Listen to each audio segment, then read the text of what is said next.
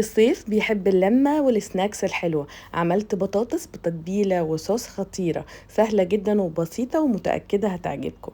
أول حاجة بقطع هنا، ببدأ أقطع البطاطس بتاعتي أنا قشرتها، ومهم جدا نجيب البطاطس اللي هي بتاعة التحمير.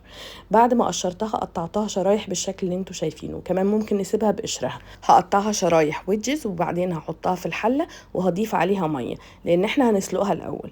أنا بعد ما حطيتها في الحلة وضفت عليها المية هضيف عليها الملح. طبعا هنظبط الملح حسب ما بنحب.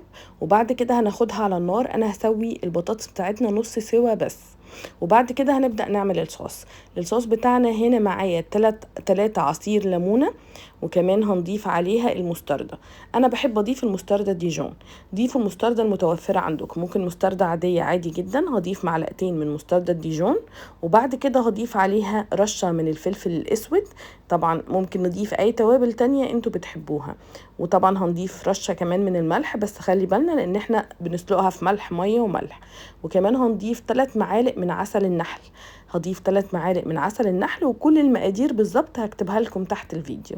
بعد كده هنقلب كل الخليط ده مع بعضه. واخر حاجة هنضيفها قبل ما نقلب الخليط بتاعنا الزيت. انا النهاردة هستخدم زيت نباتي عادي، زيت ذرة. ممكن طبعا نستخدم زيت عباد شمس او زيت زيتون زي ما تحبوا. طبعا هنقلب الخليط ده مع بعضه كويس جدا لحد ما نوصل للشكل الكريمي اللي انتوا شايفينه. انا عايزه الخليط يبقى كريمي معانا بالشكل ده. اخر حاجه بحب انا اضيفها دي شرايح من الثوم. انا قطعت فصوص ثوم وقطعته شرايح بالشكل ده ضفتها. وكمان نتبلها بقى بتتبيله حلوه زي الزعتر او الروزماري. انا كان عندي زعتر مجفف ضفته عليها، ممكن طبعا فريش. وكمان هندي الخليط بتاعنا ده تقليبه تانية مع بعضه. وكده خلاص البطاطس من على النار بقت نص سوا. هضيفها في الصينيه اللي هدخلها فيها الفرن. هسيب الخليط بتاعنا ده على جنب شويه بعد ما قلبناه، وهجيب البطاطس زي ما انتوا شايفين وهي سخنة عادي جدا، مش هستنى تبرد. هضيف عليها الخليط بتاعنا كله، هوزعه بالشكل ده. وبعدين طبعا هنقلبه كده تقليبه بالمعلقه، بس ناخد بالنا علشان ما نكسرش البطاطس.